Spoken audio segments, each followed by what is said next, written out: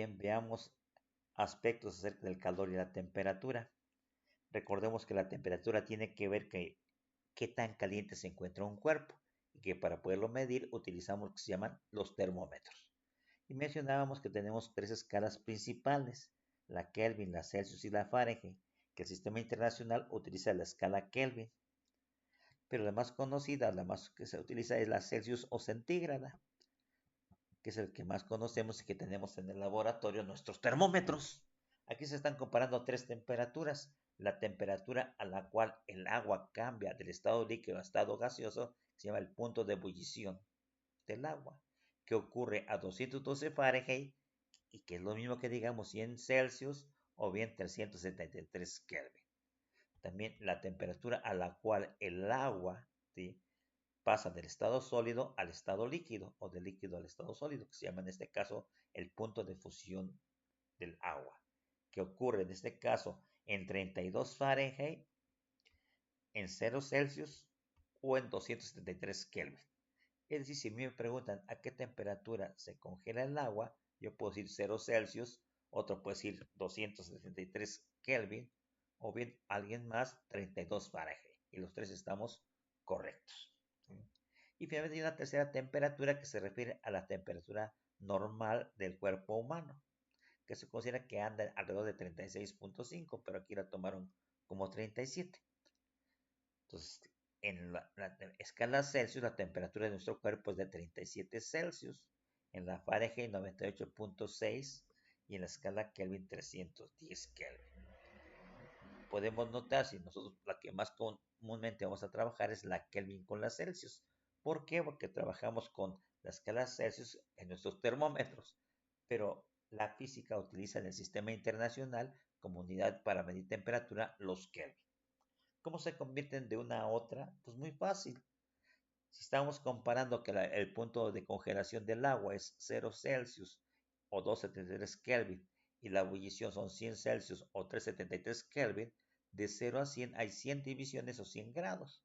Del hielo 273 a vapor de agua 373 también hay 100 divisiones o 100 grados. Por lo tanto, si aquí en el 0 Celsius subimos 1, tendríamos 1 Celsius. Aquí en la escala Kelvin sería 1 arriba, 274. Si en el Celsius subimos 2, acá sería 2 arriba, 275. Así que para pasar cualquier dato de Celsius a Kelvin, simplemente al valor que tengo en Celsius le sumo 273 y me da el valor en Kelvin. Y es lo que dice aquí nuestra formulita. La temperatura en Kelvin se obtiene del valor Celsius sumándole 273.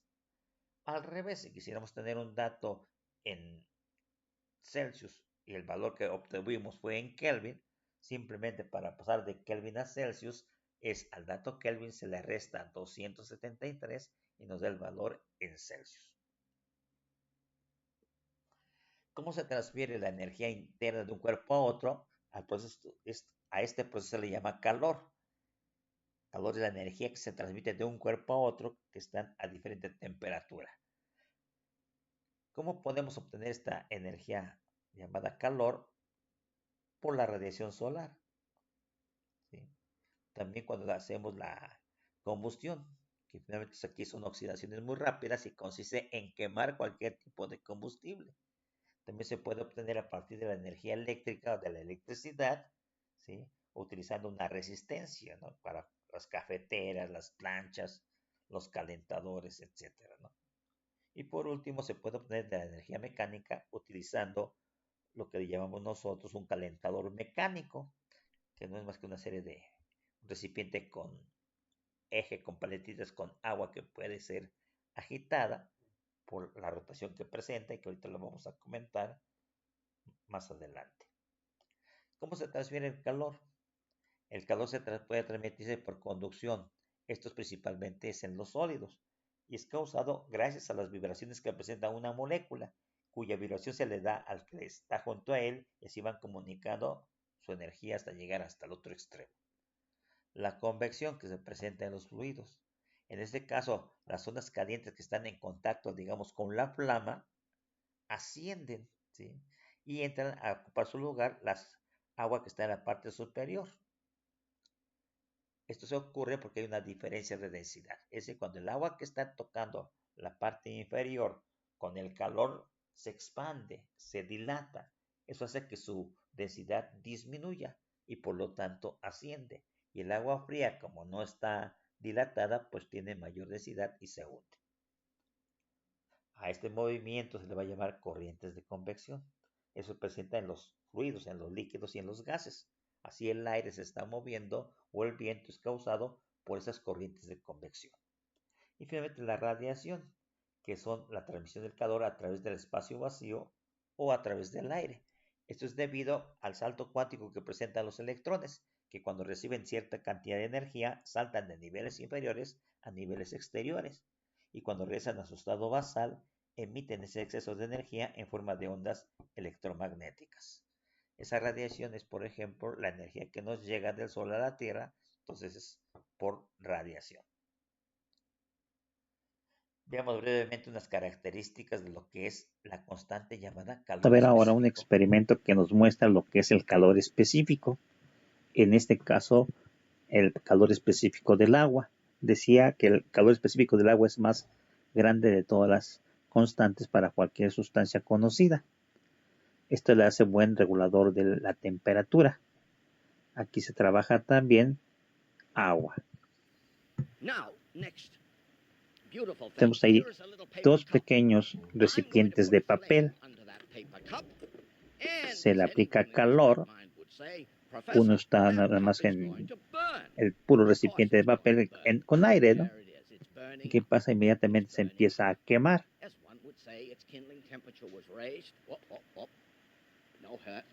Entonces no le sé que sigue quemándose hasta consumirse, ¿no? Y ahora tratemos de calentar el otro papelito, pero le vamos a poner agua, ¿no? Agua a la temperatura ambiente. Al ras para que todo el recipiente de papel esté en contacto con el agua. Se aplica el calor y se fijan ustedes, el otro apenas se colocó, inmediatamente empezó a quemarse. Y aquí lo que sucede es que se mantiene el calor. Listo, ¿no? Esa es la estrella de conductividad térmica. Él no es el experimento, por eso me lo salté esta parte. Pero vayamos un poquito más allá. Ya vimos por ahí más o menos que se sigue calentándose. ¿Sí? Pero no se ha quemado. Vayamos un poquito más adelante para que veamos qué es lo que está sucediendo. Entonces vamos a llevarlo un poquito más adelante. Y nótese que pues, aquí el recipiente de papel con el agua pues sigue estando ahí calentándose. Y si ya las moléculas del agua ya empiezan a agitarse. Vamos a ver ahora un... Bien, esa constante llamada de calor específico para el agua fue establecida o encontrada en primer lugar por James Prescott Joule, quien era un físico inglés, ¿no?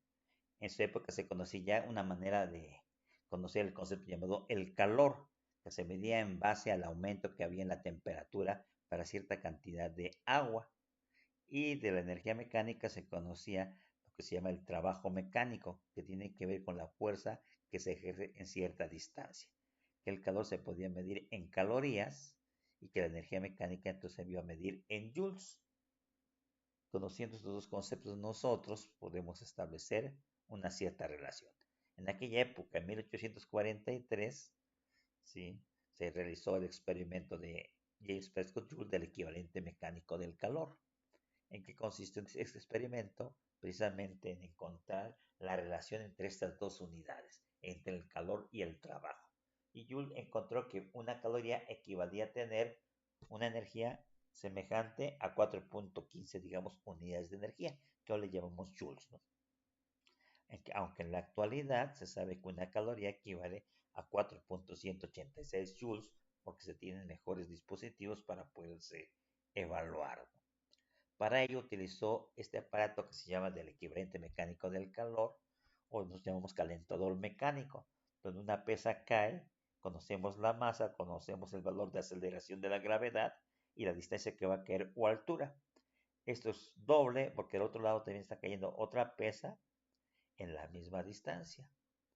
¿Sí? Ambas tratan de girar este pequeño cilindrito que está comunicado a un eje en el cual hay una serie de paletitas que van a agitar el agua que se encuentra aquí y medir el aumento de la temperatura con este termómetro. Una vez que se desarrolla esta situación, el termómetro aumenta su temperatura y entonces pudo calcularse, teniendo temperatura inicial y temperatura final, el cambio de temperatura. El trabajo, como es fuerza por distancia, en este caso es masa por gravedad por altura porque está cayendo el objeto, y como son dos pesas es el doble y se repitió no una sola caída sino varias caídas, por eso la letra N minúscula. Y el calor podría ser Cm por delta T, ¿no? Entonces el cociente entre el trabajo y el calor dio que nos daba 4.15 joules sobre caloría. De ahí entonces una simple despeje, una caloría es igual a 4.15 joules. Que decíamos que ya actualmente el valor que se obtiene es de 4.186 joules para una caloría. Entonces, como trabajamos sistema internacional, trabajamos no con calorías, porque una caloría es energía para que un gramo masa de agua aumente 1 grado Celsius su temperatura. Como no trabajamos con gramos, trabajamos con kilogramos, usamos kilocalorías. Y una kilocaloría es igual a 4.186 joules. Veamos un poquito de lo que son los cambios de estado físico.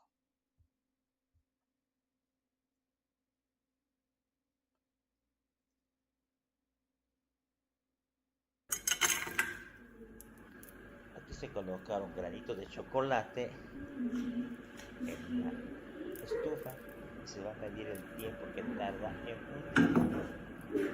Es lo que pasa el chocolate del estado sólido al estado líquido.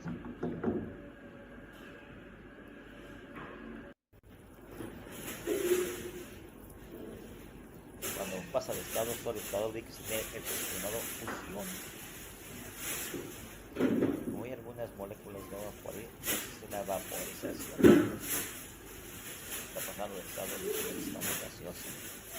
Y ya se pasa más de 1 minuto para que ocurriese esta situación.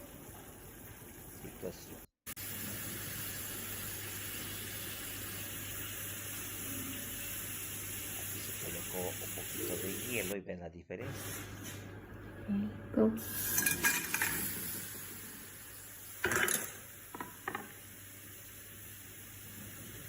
También el hielo, el agua estado sólido y hielo pasa al estado líquido, fusión. Y como están ustedes recipientes muy calientes, pues resulta el fenómeno de que el agua pasa al estado gaseoso y se tiene la vaporización. Y esto ocurrió en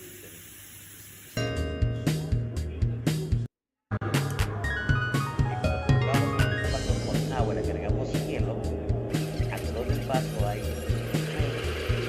unas moléculas de agua, las cuales en este caso se van juntando en las paredes exteriores, pasan del estado gaseoso al estado líquido, llamamos condensación.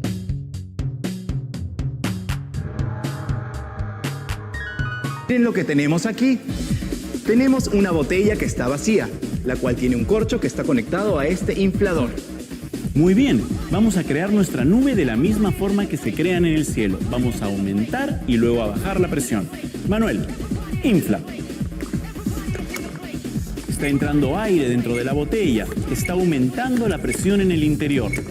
Dentro de la botella hay aire cargado de agua y necesitamos que esa agua se condense. Listo, Manuel. Vamos a hacer que baje la presión de golpe y el agua se va a condensar. Miren atentamente al interior de la botella. 3, 2, 1. Agua en estado gaseoso. Fíjate lo que pasó.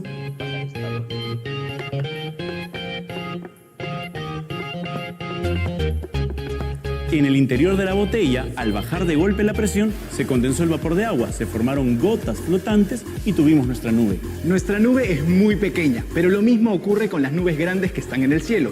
El agua evaporada se condensa como miles y miles de gotitas de agua, que es a lo que nosotros llamamos nube. Y cuando la nube se enfría, esa condensación hace que las gotas caigan en estado líquido como lluvia. La razón por la que el agua se convierte en hielo al golpearla es que en la parte superior de la botella se generan burbujas finas. Cuando dichas burbujas entran en contacto con las moléculas de agua, generan microcristales que luego van aumentando exponencialmente hasta que se propaguen por toda la botella.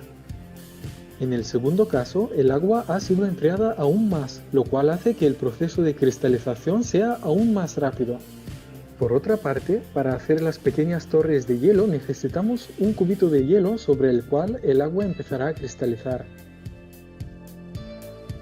En el segundo caso vemos cómo prácticamente todo el agua se convierte en hielo. Curiosamente, si acercamos demasiado la botella, el efecto se propaga en su interior. Ice, which is solid carbon dioxide. If you drop it in some water just to start the reaction, you can see that the carbon dioxide ice is turning directly into a gas. It's never becoming a liquid. Those solid chunks are switching directly into a gas. Aquí podemos ver que a temperatura ambiente los gases del yodo se disipan rápidamente por el aire libre y no se ve muy sorprendente. Por eso en demostraciones es tapado y se le aplica calor. Inmediatamente cuando lo pongo sobre la placa calentadora podemos ver cómo pasa de estado sólido a gas frente a nuestros ojos. Ahora, para demostrar sublimación inversa, voy a poner un matraz de fondo redondo con agua congelada encima del vaso. De esta manera. Lo que está pasando aquí es lo siguiente. En el fondo del vaso, debido al calor, el yodo se está sublimando, y el yodo en estado gaseoso está subiendo hasta el matraz que al estar tan frío, logra hacer lo opuesto de sublimación, que es convertirlo de gas a sólido.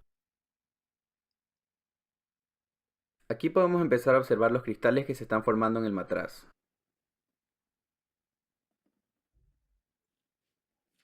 Y así es como se ve el yodo sólido, segundos después de haber sido un gas. Podríamos asumir que este yodo es más puro, ya que al sublimarlo estamos eliminando todas las impurezas que pueda llegar a tener. Es muy fácil sacarlo y volverlo a recolectar simplemente con una cuchara de plástico desechable. Y ahora lo pongo todo de nuevo en el vaso. Bien, entonces vemos ahí los cambios de estado físico. En general se considera que pueden pasar, aquí está como pedacitos de hielo en estado sólido. Si le aplicamos calor, va a pasar al estado líquido. A eso se le llama fusión. Si está en estado líquido y le aplicamos calor, va a pasar al estado gaseoso. Este cambio se llama vaporización. Al revés, si la sustancia está en estado gaseoso y le quitamos energía, va a pasar del estado gaseoso al estado líquido y hablamos de condensación. Si está en estado líquido, le quitamos energía, pasará al estado sólido, se llama solidificación. Y cualquier sustancia que pasa directamente del estado sólido al estado gaseoso, decimos que sufre sublimación. Si está en estado gaseoso, pasa al estado sólido, hablamos de sublimación inversa o deposición. Eso se puede ver en esta grafiquita. Si aplicamos calor al hielo, va a aumentar su temperatura para que pase del estado sólido al estado líquido, llevándose a cabo un proceso llamado de fusión. Una vez que esté en estado líquido, se le aplica calor, aumenta la temperatura hasta un cierto valor crítico en el cual ya la temperatura no aumenta y empieza a cambiar del estado líquido al estado gaseoso. Una vez que todo el líquido sea vapor de agua, otra vez va a aumentar su temperatura. Es lo que se indica esta tablita. Bien, entonces cuando hablamos de calor y temperatura, vamos a hablar que si un cuerpo recibe calor puede aumentar su temperatura o cambiar de estado físico. En el caso de que aumente la temperatura, el calor va a depender de qué tanto cambió la temperatura, de la cantidad de masa y de qué sustancia estamos utilizando, o sea, qué calor específico tiene.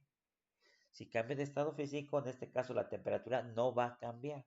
La temperatura se va a mantener constante y solamente el calor va a depender entonces de la cantidad de masa que tengamos ahí y del tipo de sustancia que se vaya a tratar. O sea, cada sustancia tendrá su propia constante que permita que cambie de un estado físico a otro. Pero aquí hay dos cambios, ¿no? Cambiar de sólido a líquido, ¿sí? O de líquido a gas, ¿sí? Entonces habrá calor latente de fusión y calor latente de vaporización. Si van al revés, son los mismos datos, excepto que hay que extraerle esa energía. Y al ir en sentido contrario, pues hablamos de calor latente de condensación y calor latente de solidificación. Las ecuaciones que se manejan en este caso son: para el aumento de temperatura, Q igual a C por M por delta T. Para el cambio de estado físico, Q igual a M por L. En el caso de la ecuación de arriba, recuerden que el delta T significa cuánto cambia la temperatura y se obtiene restándole a la temperatura final la temperatura inicial. Entonces, toda sustancia que esté en estado líquido pasa al toda sustancia que esté en estado sólido, si le aplicamos calor, va a pasar al estado líquido.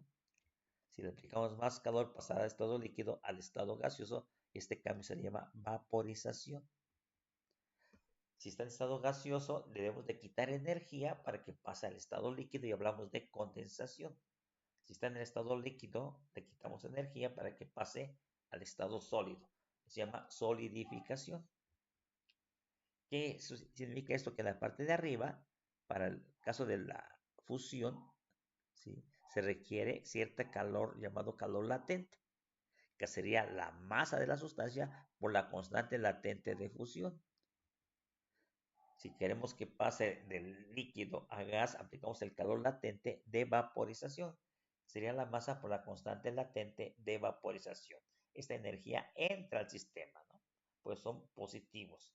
Y al revés, si va del estado gaseoso al estado líquido, se usa el calor latente de condensación. Si está en el estado sólido, líquido, y lo queremos pasar al estado sólido, es el calor latente de solidificación. En este caso hay que quitar energía. Así que en las partes superiores, estos calores Q rojo y Q rojo que están aquí, que es el calor de fusión y el calor de vaporización, son positivos porque hay que aplicarle esa energía a la sustancia. Y en el caso de las partes inferiores, el calor latente de condensación o el calor latente de solidificación van a ser negativos porque hay que quitarle esa energía. Veamos algún caso particular. Entonces, siempre que hablemos de cualquier sustancia, vamos a decir que tiene dos temperaturas críticas. ¿Qué son las temperaturas críticas? Son las temperaturas en las cuales cambia de estado físico. Una de estas, la más común que conocemos todos, es a una atmósfera de presión, en condiciones normales de presión, el hielo, ¿sí?, se convierte a estado líquido a la temperatura, ¿sí?, de 0 grados.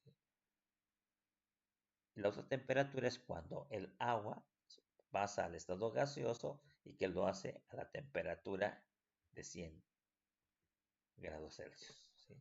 Son llamadas las temperaturas críticas del agua. Entonces, si el hielo pasa de sólido a líquido, es a 0 grados. Si el agua líquida pasa al estado sólido, es a 0 grados. Si el agua líquida, ¿sí?, la queremos convertir en vapor de agua, es a 100 grados Celsius.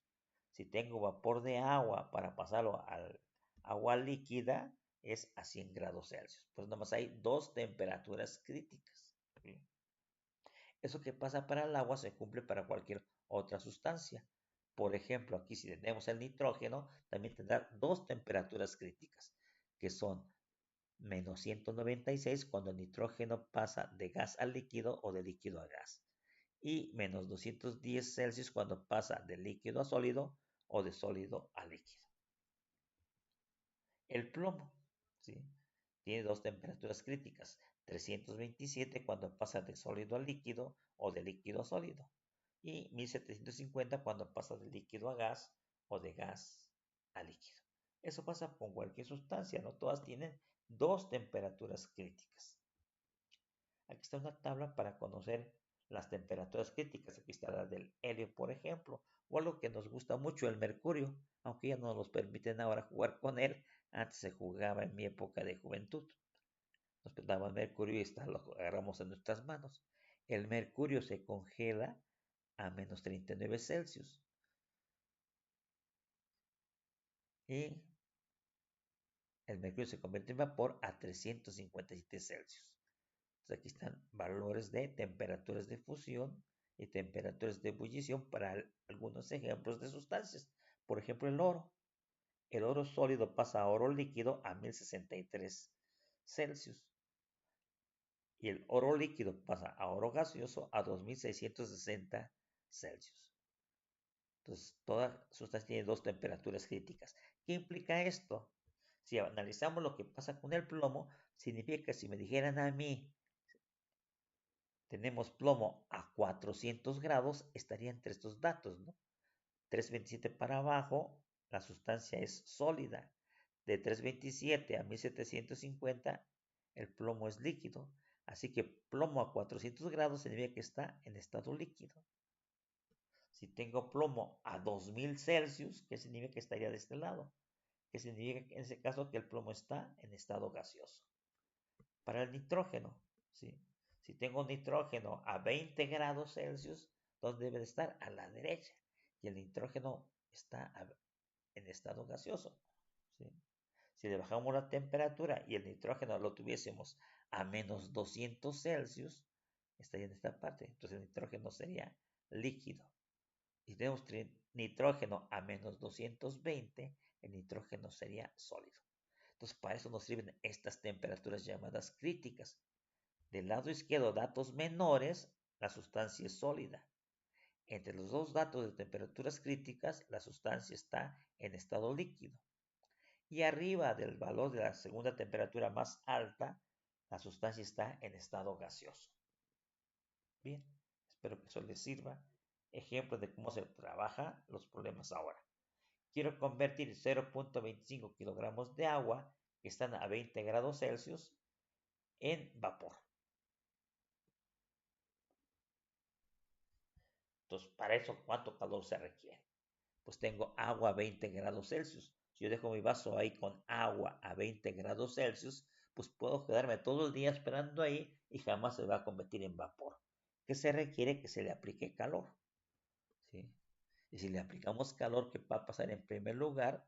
Bueno, que la constante para calentar el agua es 4186 o en números redondos 4200 joules kilogramos por grado Celsius. La masa de agua que se va a calentar es 0.25. Y si el agua está a 20 grados Celsius, para que se pueda convertir en vapor, hay que llevarla a su temperatura crítica de ebullición, que en este caso sería de 100 Celsius. Así tengo que hacer un cambio de temperatura de 80 Celsius. Con estos datos, lo primero que tengo que hacer es calcular entonces el calor. Q es igual a C por M por delta T. Calor específico que es 4200 por la masa que es 0.25 por el cambio de temperatura que son 80. Multiplicar nos da 84.000 joules. Luego, ya está el agua en la temperatura de ebullición. Si hacemos el experimento, el agua ya está hirviendo. Pues si le apago a la flama, al combustible que estamos quemando, si lo apagamos, ¿qué va a pasar? Si empezó a hervir, pues si le apagamos, deja de hervir. Entonces, ¿qué significa? Que debo seguir aplicándole calor para que esa agua en estado líquido se convierta a agua en estado gaseoso. Eso es el cálculo número 2, determinar el calor para que cambie de estado físico. En este caso usamos la ecuación Q es igual a M por L, donde la masa sigue siendo la misma cantidad de agua y L es una constante llamada constante de vaporización, que en el caso para el agua vale 2.260.000 joules por cada kilogramo. Así que multiplicamos este dato 0.25 por 2.260.000 y nos da 565.000 joules. Así que para calentar el agua de 20 a 100 Celsius se requieren 84.000 joules, pero para que esas aguas se llegue a convertir en vapor se requieren 565.000 joules. Es decir, ustedes podrían hacer el experimento. Poner un vasito con agua en un recipiente de metal en su estufa y calentarlo. Y medir el tiempo que requiere para que empiece a hervir. Y van a ver que aproximadamente en unos, bueno, depende de la flama, ¿no? Del tamaño de la flama que tengamos. Si es en la estufa de gas, pues debe tardar en 2 minutos. Esa agua ya tiene que estar hirviendo. Pues si ustedes quieren que se empiece a vaporizar, deben de dejar la flama encendida y ahora deben de esperar, digamos, unos 10 minutos y van a ver que se sigue convirtiendo el agua en estado líquido a vapor. Y van a ver que todavía no se ha convertido todo, que todavía falta, ¿sí? Apenas va si acaso la tercera parte de agua que se está convirtiendo en vapor. Entonces aplica mayor cantidad de calor para que cambie de estado físico. Entonces, ¿cuánto calor se requiere entonces en total? Pues necesité 84.000 para aumentar la temperatura y 565.000 para que cambiara de estado físico. En total gasté 649.000 joules. Bien, antes de pasar a otro tipo de ejercicios, me voy a regresar a la lámina anterior. ¿Dónde encontré la constante del agua? Aquí. Entonces busca la primera columna, sustancia. Aquí está en la quinta fila, agua. 0 temperatura crítica y otra 100 grados Celsius. Si me pidieran que el agua la quiero pasar del estado sólido al estado líquido, uso el calor latente de fusión. Pero aquí me decían que tenía agua líquida y la quería pasar al estado gaseoso. Entonces uso el calor latente de vaporización. Aquí está en la parte de arriba. Entonces, ¿qué constante voy a usar? Pues va a depender. Si tengo agua en estado sólido, necesito pasarla al estado líquido, uso el latente de fusión, 333.000. Si quiero pasar al estado gaseoso, uso 2.260.000. Al revés, si quiero tener una sustancia, pasarla en este caso, tengo vapor de agua y quiero que se enfríe. Si tengo vapor de agua y quiero que se enfríe, hay que quitarle a esa agua caliente 2.260.000. Como hay que quitarlo, cuando pasa de gas a líquido, el calor latente dice aquí es negativo. Entonces, cuando va de sólido a líquido, latente positivo. De líquido a gas, latente positivo. Va de gas a líquido, el latente este que están aquí son negativos. Si va de líquido a sólido, el calor latente, estas constantes que están aquí, estos valores son negativos. Bien, estamos comentando acerca de los datos de esta tablita, ¿no? Entonces, cuando me pidan, por ejemplo, que quiero fundir plata, fundirles que quiero que pase del estado sólido al estado líquido. Entonces busco la sustancia plata y busco sus temperaturas críticas, 960 y 2193. Pero me piden que la funda, es fusión, fundir la fusión. Entonces, ¿qué debo de usar? 960. ¿Sí? No 2193. Si quiero la plata fundirla, son 960 su temperatura a la que debo llevarlo. Y la constante que debo usar es 88.200. Veamos otros ejemplos.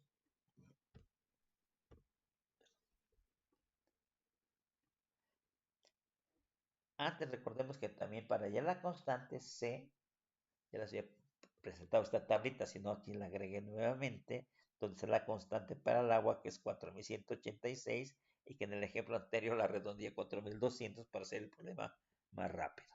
Pero está también la constante para nuestro cuerpo, para el alcohol, para el hielo, para la madera, para el aluminio, para el silicón, o del lado derecho para el cobre, para el mercurio, para la glicerina, etcétera, etcétera. Entonces aquí se busca la constante C y arriba se buscan las temperaturas críticas y la constante latente de fusión o de vaporización. Se desea fundir medio kilogramo de cobre que se está a una temperatura de 23 Celsius. ¿Cuánto calor se debe suministrar? De la tablita la bajé aquí un pedacito nada más para que vean ustedes que busqué nada más para el cobre y hay dos temperaturas, 1083 y 1187. ¿Cuál voy a utilizar? Como el cobre está a 23 grados, ¿qué significa? Que abajo de 1083, las datos de temperatura menores a 1083, el cobre es sólido. De 1083 a 1187 el cobre es líquido y arriba de 1187 el cobre es gaseoso. Entonces, como lo quiero tener a 23 grados, pues está en sólido. Y lo quiero, en este caso, fundir, lo debo llevar a 1083. Y la constante latente que voy a usar es 134.000. Entonces, sí tenemos los siguientes datos. La constante del cobre es 390. La masa de cobre es 0.5. Ese 390 lo busqué aquí en esta tablita, acuérdense. Aquí está el cobre. ¿Sí? Su constante, ¿cuánto vale? 390 joules kilogramo grado Celsius. ¿Sí? Le busqué la constante. Ese es para los cambios de temperatura. Y sus temperaturas, que dice que está a 23 grados Celsius. Y la temperatura crítica es 1083, que ya les mencioné dónde saqué esa temperatura crítica. Aquí está, ¿no? 1083.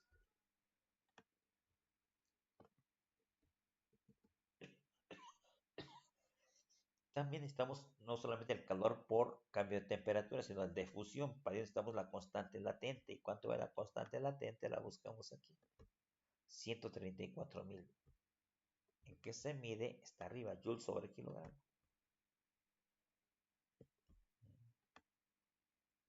Así que tenemos que el calor latente es 134.000 joules por kilogramo. Es la información que tenemos. Calculamos el calor necesario para subir la temperatura, que es Q por C por M por delta T, ¿no? Acuérdense. Donde C es 390, M es 0.5 y el delta T había que restarle a 1083, 23, ¿no? 1060. Y se multiplica, ¿no? 390 por 0.5 por 1060 y nos da el calor. Es el calor necesario para subir la temperatura de 23 hasta 1000. Entonces, el calor para subir la temperatura. Y después se calcula el calor para el cambio de estado físico. Esta es M por la constante latente de fusión, donde M es 0.5 y la constante latente es 134.000. Se multiplica, nos da 67.000. Se requiere 206.000 para subirle la temperatura y solo 67.000 para fundirlo. Y ahora, ¿cuánto hemos gastado? El calor total necesario fue 206.000 para subir la temperatura más 67.000 para fundirlo.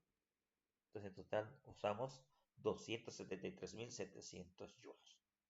Esos son los problemas más o menos que hay que estar resolviendo en esta semana. Veamos otro ejemplo. Se desea pasar al estado sólido 0.75 kilogramos de alcohol que se tiene a 16 grados Celsius. ¿Cuánta energía, o sea, calor se le debe quitar? Igual, de la tabla que tenemos allá al principio, buscamos y encontramos la del alcohol. Aquí aparecen sus dos temperaturas críticas, menos 114 Celsius y 78 Celsius. Es decir, el alcohol se vuelve sólido a menos 114 y se vuelve vapor a 78 o entra en ebullición en 78 Celsius. Entonces ya habíamos dicho, temperaturas menores a menos 114, el alcohol etílico va a ser sólido. Entonces, alcohol a menos 130 es sólido. Alcohol a menos 200 Celsius, sólido. Alcohol de menos 114 hasta 78 va a ser líquido. Entonces, tengo alcohol a menos 100, es líquido. Tengo alcohol a 0 Celsius, es líquido. Tengo alcohol a 75 Celsius, es líquido. Tengo alcohol a 80 grados, ya es gas, vapor de alcohol, ¿no? Bueno, entonces una vez que tenemos los datos de temperatura, ya vimos ahí las temperaturas. ¿Cuál voy a utilizar entonces? Si el alcohol estaba a 16 grados, pues si lo voy a llevar al estado sólido, la final sería menos 114. Si me pidieran que el alcohol a 16 grados lo convirtiera yo en gas, había que llevarlo a 78. Entonces la temperatura final va a ser a dónde lo vas a llevar. En este caso lo voy a llevar al estado sólido. Pues vamos a usar el menos 114. Claro, vamos a dejarlo como está, para que ustedes luego lo estudien. Entonces, datos. ¿Qué datos tenemos? La cantidad de alcohol, la constante del alcohol, las temperaturas del alcohol. Entonces dice, constante del alcohol 2300. ¿Dónde la busqué? Aquí, ¿no? Alcohol. Aquí busqué la constante C.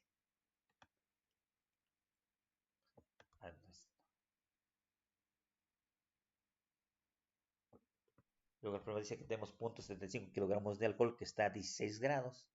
Y cuando lo llevara a sólido, la temperatura final va a ser menos 114. Por lo tanto, el delta T, ¿cuánto va a ser? A la final, menos 114. A la final, sí que está con todo negativo, ¿eh? La final va a ser menos 114. Le restamos la inicial, que son 16. Pero como los dos son negativos, menos 114 menos 16, ¿qué pasa? Pues ahora nos da menos 130. Así que el calor que vamos a evaluar va a utilizar un delta T negativo. Y para el cambio de estado físico, la masa es 0.75, la constante es menos 104.000. ¿Por qué menos 104.000? Porque lo vamos a llevar de líquido a sólido.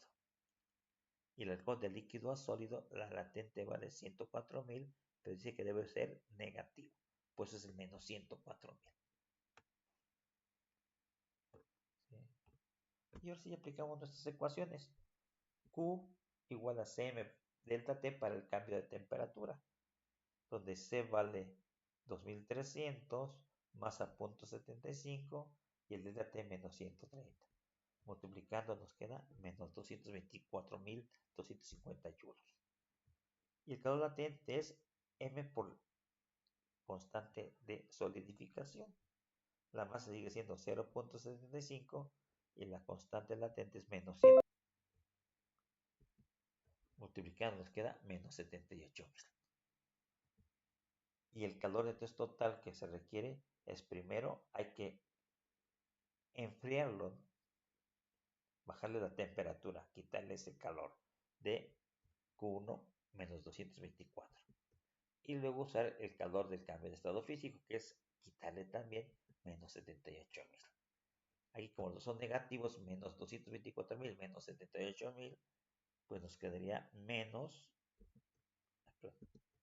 302.000. O sea, signos iguales, recuerden, se suman. Listo. Que hay que hacer trabajar algunos problemas como este. ¿Cuánta energía se debe proporcionar a 0.6 kilogramos de mercurio que está a 25 Celsius para vaporizarlo? Entonces, ¿qué necesitamos aquí? Pues necesitamos en primer lugar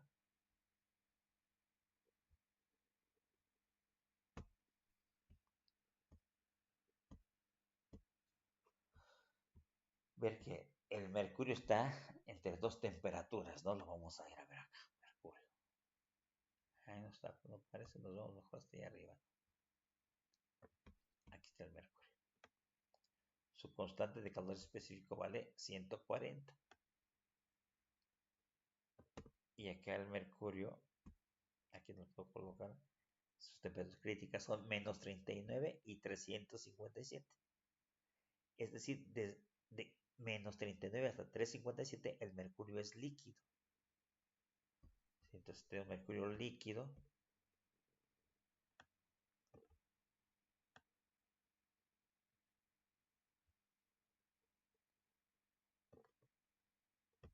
El mercurio es líquido y como es mercurio líquido, pues le ponemos los siguientes datos. Su constante vale 140, su temperatura final, como hay que vaporizarlo, es la máxima, ¿no? Que está superior a 357. Está a 0.6, hay que buscar su constante latente. La constante latente de vaporización vale 272.000. Eso lo sacamos acá, nuestros datos. Pues aquí se saca el valor de la temperatura crítica. Aquí está el mercurio. Si lo quiero convertir de mercurio líquido a sólido, la final sería menos 39. Como lo quiero vaporizar, la final es 357 y la constante latente que debo de usar para vaporizarlo está aquí, 272.000.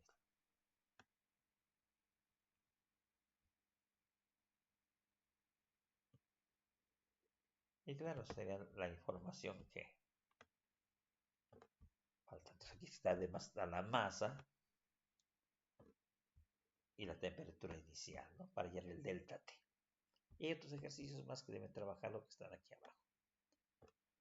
Bien, suerte a todos.